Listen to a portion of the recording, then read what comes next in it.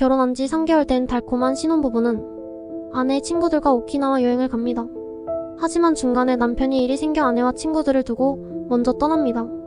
아내와 친구들은 여행을 계속하기 위해 택시를 타고 이동하게 되는데요. 그러던 와중 갑자기 아내는 땀을 흘리기 시작하다 증상은 점점 심각해져서 숙소에 체크인 후 구토를 하기 시작합니다. 급하게 병원으로 옮겨진 아내는 결국 남편과 헤어진 뒤 3시간 만에 사망합니다. 하지만 이상한 일이 발생합니다.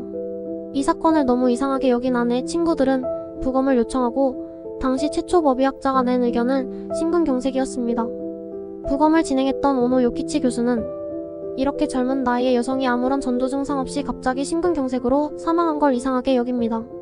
이 이상한 상황을 뒷받침하는 것 마냥 부인이 사망한 와중에 남편은 이상한 말을 교수에게 말합니다.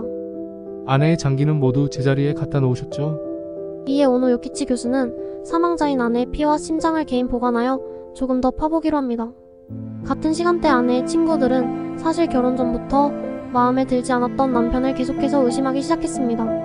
그는 13살의 연하였던 아내에게 본인의 직업을 속였으며 넉넉하지 않아 보이는 벌이에 지나치게 고가의 선물을 하는 행동과 만난 지 6일 만에 청혼한 행동이 계속 마음에 남아있던 것입니다. 그녀들은 닥치는 대로 보험회사에 전화해 보험 이력을 조사했고 이를 이상하게 여긴 4개의 보험회사가 경찰에 수사를 의뢰합니다. 그렇게 밝혀진 아내 사망 보험금은 무려 1억 8,500만 엔으로 현재 기준으로 생각하면 하나 30억 원 정도라 하네요. 이에 사건이 의심쩍다는 이유로 보험회사들은 남편에게 보험금 지급을 거부합니다.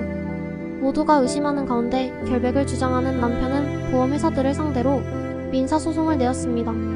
하지만 앞서 언급했던 오노 교수가 포기하지 않고 계속해 사인을 알아내려 노력하고 있었습니다. 당시 아내의 사망 전 증상이 투구꼭지 독인 아코니틴을 섭취했을 때의 증상이랑 일치함을 알아내었습니다. 오노 교수에게는 확실한 심증은 있지만 2가지 문제점이 그의 발목을 잡고 있었는데요. 첫 번째는 아코니틴을 혈액에서 추출할 기술적인 수단이 없었습니다. 두 번째는 아코니틴을 섭취하면 30분 뒤 사망하는 게 일반적인데 아내는 3시간 뒤에 사망의 일을 증명할 수 없었습니다. 이때 경찰에 한 가지 제보가 들어옵니다. 제보자는 어민으로 예전에 남편한테 보거를 대량으로 판매했다는 것입니다. 이를 시작으로 사건의 진상이 풀리기 시작하는데요. 남편이 사실 초혼이 아니라 3번째 결혼이었으며 앞에 두 부인도 심근경색으로 급사한 것입니다. 뿐만 아니라 남편이 몰래 월세로 얻어둔 방의 바닥에서 아코니틴을 발견합니다. 그는 거기서 부인을 독살하기 위해 실험을 하고 있었던 것입니다. 제보를 통해 보거 독과 투구꼬치의 독이 원인임을 알아낸 오노 교수는 사건의 진상을 발견합니다. 우선 타 대학의 교수에게 부탁을 하여 아내의 피에서 아코니틴을 추출하여 첫 번째 문제를 해결했으며 보거 독과 투구꼬치의 독이 둘 다 맹독이라 서로 방해를 한다는 걸 알아냅니다. 이를 전문 용어로 기량작용이라 하는데요. 남편은 이를 발견하고 이를 이용해 보험 사기를 계획했던 것입니다.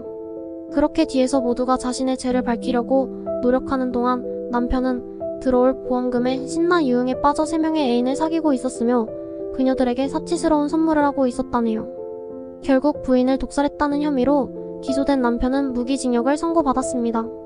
그의 이름은 카미야 치카라. 똑똑한 머리를 가지고도 이를 돈을 위한 살인에 사용한 그를 지옥은 감옥에서도 편히 사는 게 마음에 안 들었는지 2012년 암으로 빨리 지옥으로 모셔오기로 합니다.